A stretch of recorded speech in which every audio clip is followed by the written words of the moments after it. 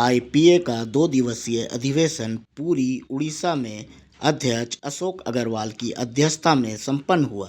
झारखंड से अजय राय और मनोज कुमार मिश्रा समेत देश भर के प्रतिनिधि शामिल हुए।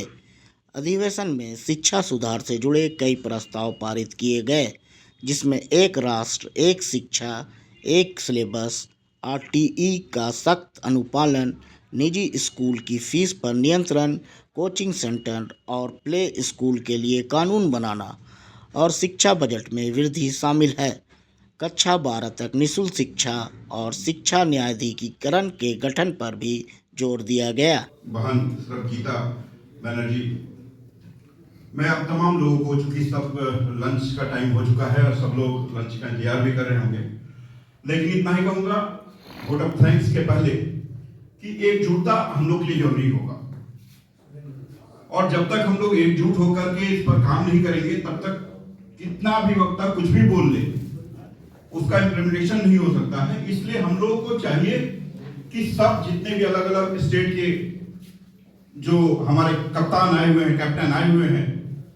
सब लोग एकजुट होकर के इस मसले पर लगातार हम लोग चिंतन करें, मंथन करें। 2 दिन का समय अभी हमें यहाँ पर मिला है और 2 दिनों के अंदर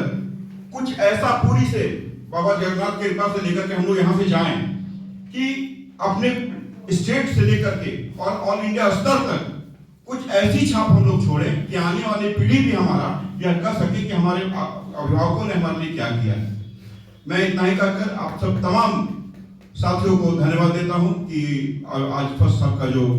सेशन था यहीं पे समाप्त होता है। आप लोगों को बहुत बहुत धन्यवाद।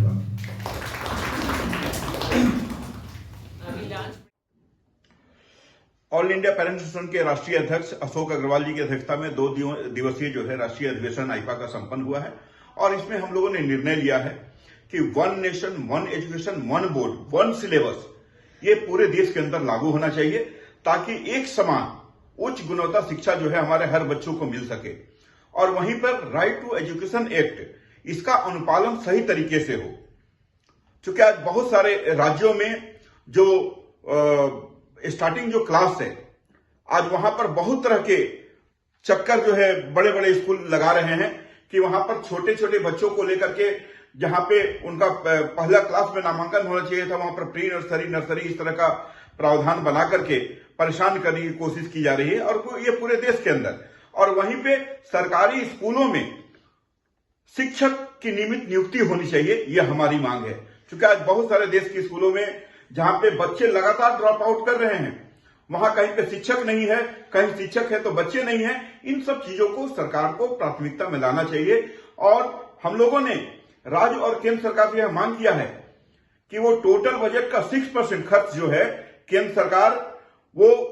शिक्षा पर करे, और वहीं पे राज्य सरकार जो है शिक्षा का बजट जो है लगभग 30% करे, ताकि कम से कम बच्चों को गुणवत्तापूर्ण शिक्षक और नियमित शिक्षक उनको मिल सके। इस तरह से लगभग 13 मुद्दों पर हम लोग की चर्चा हुई है, और उस पर हम लोगों ने एक विचार बनाया है। इसको पूरे देश के अंदर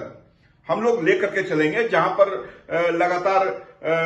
फीस की बढ़ोतरी होती है, वहां पर कोई नियंत्रण नहीं है, वहीं पर कोचिंग सेंटर जो है इतने सारे खुल गए हैं जिस पर सरकार का कोई नियंत्रण नहीं है। इन सारे मुद्दों को लेकर के हम लोग राष्ट्रीय स्तर पर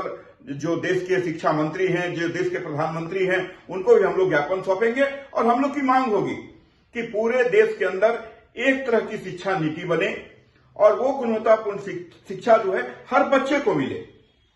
साथ ही जो RTE में जो प्रावधान बना गया है क्लास 1 से लेकर के 8 तक का,